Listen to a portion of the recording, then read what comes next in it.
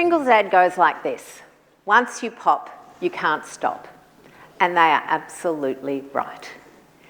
Carb addiction is a huge problem in our society, largely minimalised, largely placed to the individual's responsibility, but absolutely orchestrated by industry. My name's Dr. Lucy Burns. I am a reformed carb addict. I'm a GP, lifestyle medicine physician, and am passionate about lifestyle medicine, low carb, and carb addiction. Addiction recently had a name change, now called substance use disorder, but it is a brain disorder characterised by compulsive engagement in rewarding stimuli despite adverse outcomes. There are people that say carb addiction isn't real. Think about those words. It is absolutely real. There are 11 criteria that the DSM manual, which is the manual for psychiatric disease, classifies in order to meet the criteria, the diagnosis of addiction. You don't need all 11. You can start with 2 or 3, and that's considered mild. 4 or 5 is moderate, and 6 or more is severe. I had 8. I've highlighted these 8 in the following slides. So using a substance longer than planned and using more than you agreed to do. How many of us have just started with a little square of chocolate to find we've finished the whole block? I then said to myself, you know what, Lucy, you don't need to have it every day. Just cut down a bit. Have a little bit here and there. Fulfilling number 2 criteria, I was unable to do that. Interestingly, number 3 criteria of spending substantial amount of time of the day obtaining my product was a no-brainer because it is so widely available. There are drug dealers for carbs on every corner. Cravings or intense urges to use. We all know that feeling. After dinner, you know you're full, but your brain is yelling for sweets. Repeated use causing or contributing to an inability to meet social or professional obligations. I would say that wasn't a problem, again, largely by the social acceptance of carbs. If I wanted a hit in the morning, Cocoa Pops were my friend. Persistent usage despite the user's knowledge that it is causing frequent problems at work, school or home. Again, probably not such a problem because, again, I could have a little block of chocolate in my drawer at work, nobody need to know. Giving up or cutting back on important social, professional or leisure activities because of use. I can absolutely tell you that there were times where I would miss occasions because I had nothing to wear. My clothes had shrunk or I had grown, but I was not attending things because of shame about the shape of my body due to addiction.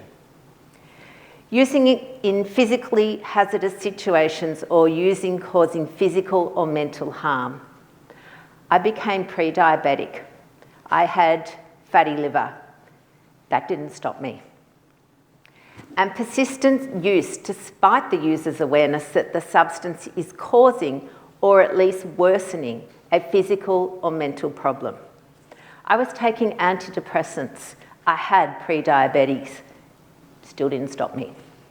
And then tolerance, needing to use increasing amounts of a substance to obtain its desired effects.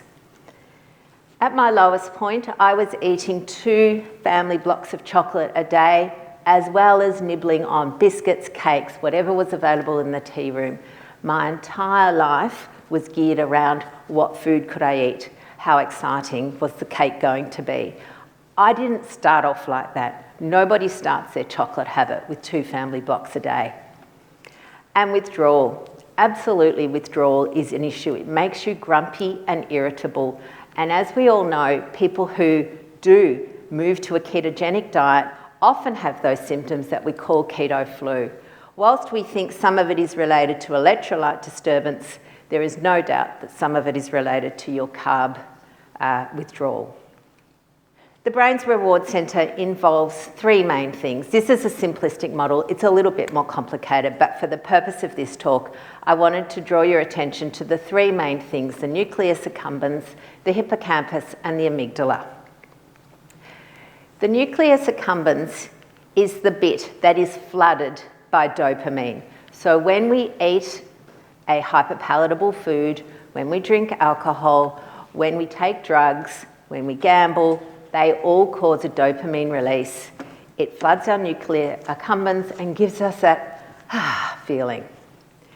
The more addictive a food or a product or an activity is, the more dopamine that's released. And this term that is coined a dopamine hit or a dopamine spike.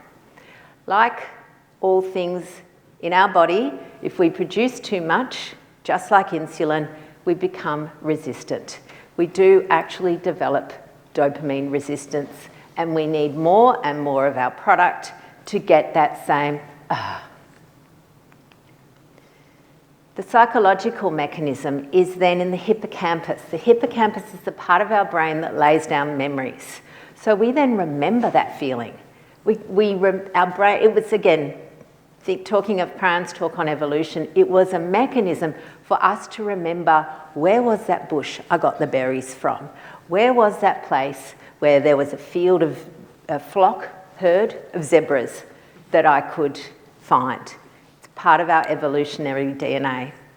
Then the amygdala is another thing that helps us remember, where did we get our food? So it links certain stimuli with the food. Again, an evolutionary process, so that we knew if there was a plain or a lake of water, that there is likely to be a food source near there. Dopamine makes us feel good. Humans are a reward-driven species. So I was about to say the time Adam was a boy, but way before then, we have always been driven by dopamine. Small things give us a dopamine hit. The idea that I have remembered to put the bins out on time, feel a bit good. That's dopamine. Nice, clean, tidy desk at work, that's dopamine. They're not the massive hits, but that's how we work. We love it. It makes us feel good. The problem we have had in our modern society is that we have this overabundance of massive amounts of dopamine. Processed, hyperpalatable food that has been engineered by food scientists to reach this point called the bliss point. The bliss point is what causes maximal dopamine response. It is always high sugar and sometimes salt and fat. So you think high sugar, soft drink, lolly snakes. Nobody's eating salted oil. They're really not. But they will be eating chips, carbs, salt, fat, the holy grail. So why do we eat it? We think it's the taste. People come in, they go, I just love the taste of it. It's not the taste. We think it's the taste, but it's not. If it was the taste, then some fancy company would be making chip-flavoured chewing gum and making a fortune. It's not the taste. It's the feeling. Now, marketing is smart. They understand this cognitive behavioural theory that humans really work on. Our thoughts create our feelings, and our feelings are actually what drive our actions, and that's what gets our results. So a marketing company wants us to buy their food. They're not just going to go, buy my brown, bubbly, sweet liquid. They're going to make you think about a feeling. Coke. Open happiness. Nothing about the taste. Apparently, chocolate brings you joy. This one. This one is actually trying to tell you that it's actually easier to eat chips than smile. This one, the reward. You deserve a donut. Think about the feeling. There is nothing here about the taste. And Mars, they've recently changed their marketing. It's no longer work, rest and play. I think they thought work was a bit unhelpful. Now it's just all about fun. So we all want to be fun. This one. Who are you when you're hungry? Grouchy, apparently. So you can get rid of this bad mood with Snickers. Again, Snickers used to be Snickers really satisfied. Now it's, you're not yourself when you're not eating Snickers. Even Kit Kats, when you need to snap out of it, have a Kit Kat. These messages are bombarding us day after day after day, year after year after year. They tap into our feelings, they get buried in our subconscious and then reinforced because we all believe the same messaging. It begins innocently. We might be cheering up a toddler. Some little darling's fallen over. Come on, sweet, come over here. You put them on the bench, put a Band-Aid on. Here's a biscuit, off you go. A friend feeling a bit sad. We bring them a box of chocolates, aka a box of joy, apparently. In schools, I'm known for a bit of I don't mind a confrontation, because schools are now rewarding kids with lollies. They're doing, little competitions, and the child that gets the right answer gets a lolly. It's called a treat. Children do not need lollies in order to answer a maths question. The other thing that has slipped in particular, more and more, is the idea that you can go home and have a nice glass of wine after a busy day. Again, messaging time and time again. We have years and years of these stories. Some of you have heard this story, but this is our chicken. Her name was Toffee. We have a dog called Sugar. Don't ask me what's been happening in my house. Toffee was my daughter Ruby's chook. When Rubes was about 12, she went off to school camp. Obviously my job to feed the chickens. I'm flinging scraps over the fence. We've got maybe 4 or 5, and there's this one that's sort of half keeled over. We look over and I go, oh, it's Toffee. So I toddle over, I pick her up. This fluff ball is emaciated. She'd clearly been unwell for a little while, but still, I brought her inside, gave her a bath. Don't ask me why I did that. It seemed like the right thing to do. Put her in a box and, tried to nurse her back to health. After 24 hours and Googling various techniques on how to cure chickens, I took her to the vet, who said, chicken needs to go to chicken heaven. So I toddled out of the vet with just an empty box. And then that afternoon I had to go and pick Ruby up from school. So we go through the list of about 50 animals that we owned at that time, asking the welfare of each one, and we get to Toffee. Toffee died. Her big eyes, disbelief, face crumpled, heaving sobs, absolutely distraught. I'm driving along, bawling, we're all bawling. So I did what probably most mothers would do, and I go, let's get a milkshake.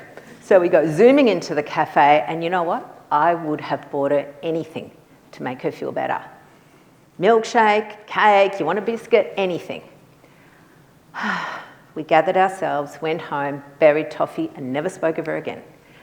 I taught her nothing about human experience. I did not talk about grief, I did not talk about pain, I did not talk about loss. I just numbed it all with food, milkshakes and biscuits. Our food language matters. This is common. People ask me all the time, if I go low carb, what am I going to do for a treat? This is what I tell them.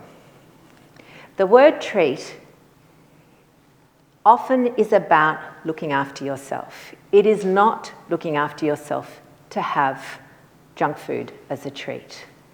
We use treats to teach dogs tricks or how to behave because they can't speak English. We reward dogs with food.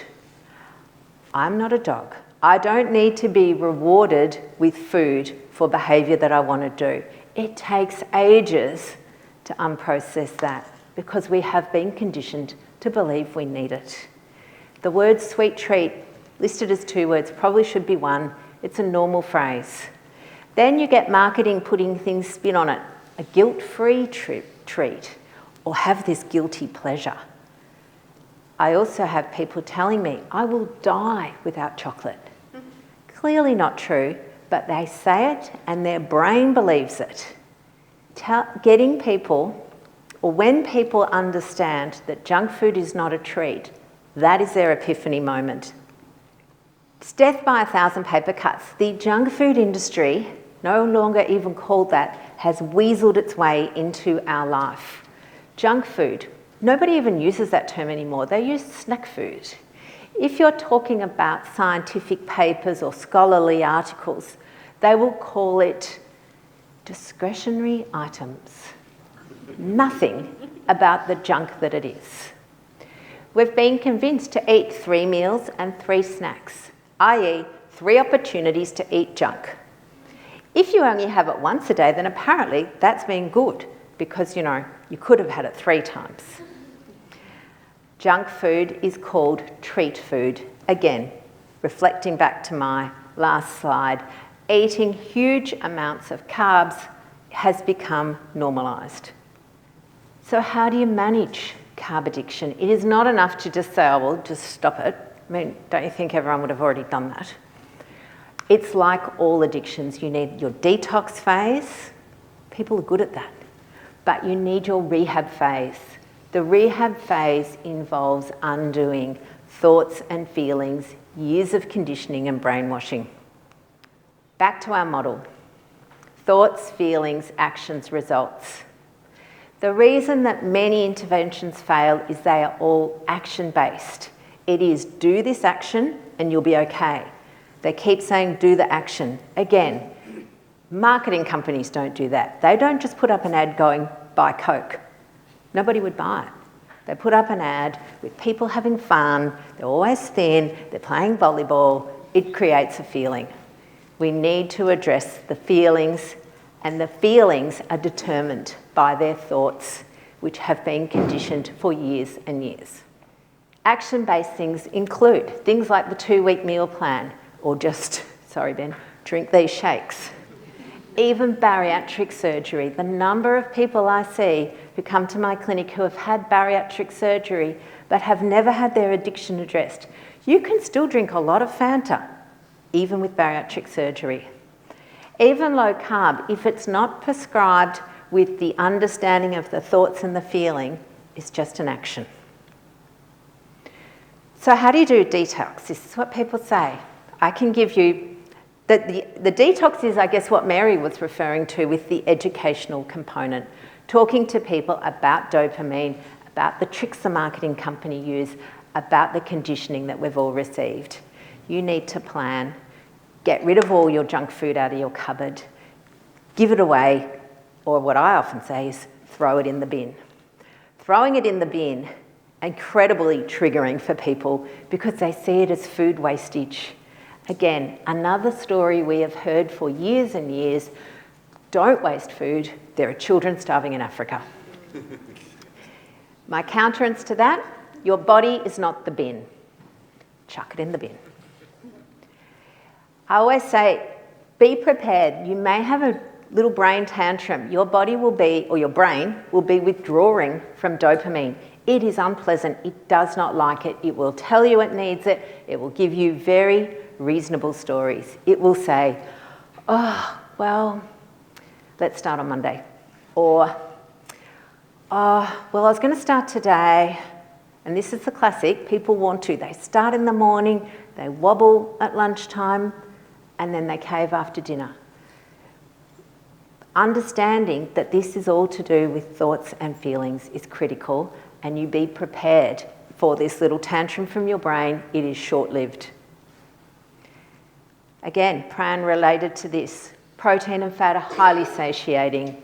They are very hard to overeat. Nobody ever comes into me and says, oh, Lucy, because sometimes I feel like a priest, I ate 12 eggs. They never say that. 12 Tim Tams? Yes. 12 eggs? No. 12 chops? No. It's very hard to overeat protein and fat when combined together. The rehab involves undoing your memories, undoing the associations that you have of your junk food, of your food addiction. So creating new memories, recognising that memories in fact are also just neural pathways, connections between two nerve cells. They are very deep, but we can learn to steer our brain around into a new path. Neural plasticity is a brilliant thing. Learning self-talk, as Mary Barson alluded to in her talk, there is a lot of self-flagellating that goes on when people attempt behavioural change because they know that what they're doing is not good for them.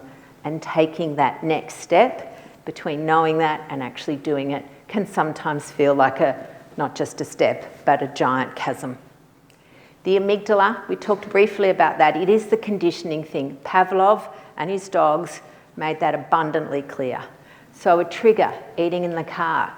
So many people eat in the car. So every time they hop in their car, their brain goes, ooh, food time, and having to actually dampen that down.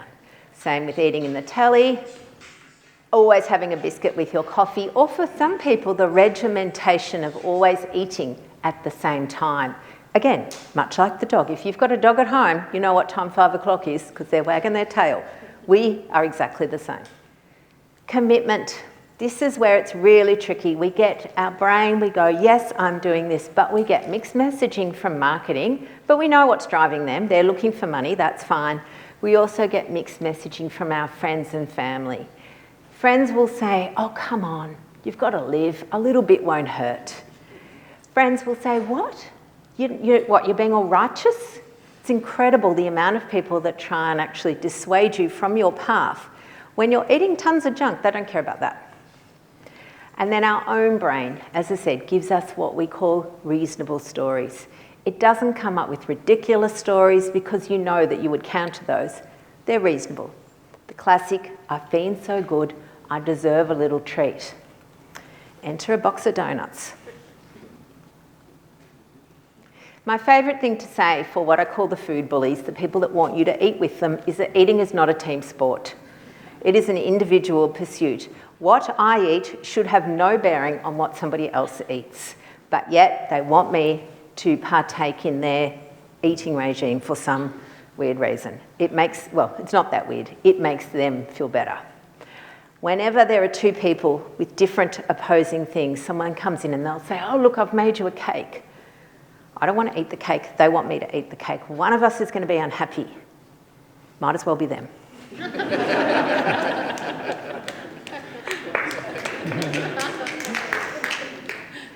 Learning, and again, this is what Dr. Mary, we've talked about before. This is so important that we go, a slip, a lapse is not a failure. This is how our mentality goes. Again, this is a bit of diet culture that teaches us this. Oh, well, I've broken it. I might as well eat everything else because I'm starting tomorrow. And then you go on some bender looking for everything that you feel you've been deprived on. Marketing, again, loves looking at scarcity as a concept. Think of hot cross buns. Everyone goes out and suddenly eats truckloads of hot cross buns because they are only available, well, it used to be for a short time of the year. It now seems to be about a quarter of the year. But hot cross buns are just raisin bread. We have that all year round. We don't, but suddenly we put it in a bun and stick a cross on and it's something special. So a slip is always an opportunity to see what you could do better. Part of self-kindness is also learning what are your triggers and when are you vulnerable. Okay, vulnerability for, again, this hyper-palatable environment that we live in is really important. One of my favourite sayings is you need to be firm with yourself but fair. So we're not rigid, militant, judgmental, harsh, but we're also not saying, well, you know, I'm being kind to myself and I'm just eating a packet of Maltesers. It doesn't work that way. Constantly reaffirming your commitment to what you want is important. And that change of behaviour does require support because sadly there are the food bullies that do want you to fail. They are well-meaning people, but by you addressing your health makes them uncomfortable. Carb addiction is most definitely not your fault, but fixing it is your responsibility. Nobody is going to fix it for you. Everything you need to fix carb addiction is within you. It is so empowering. As a carb addict, I know that I am no longer derailed. I can come to a function, not this one because it's low carb, but any other function, and I know I'm not going to be interested in the buffet. I can go anywhere and it is no longer a problem because I'm empowered. Mary has already mentioned the real life medicine program, which is really the way we manage the physiology, which is dealing with that insulin resistance and hunger and fat storage, but then the so important mind management and understanding the tricks that your brain will give you, the beliefs that you probably don't even know you have, and really unpacking all of those. My quote that I live by now is, I eat everything I want. I've just changed what I want. Thank you.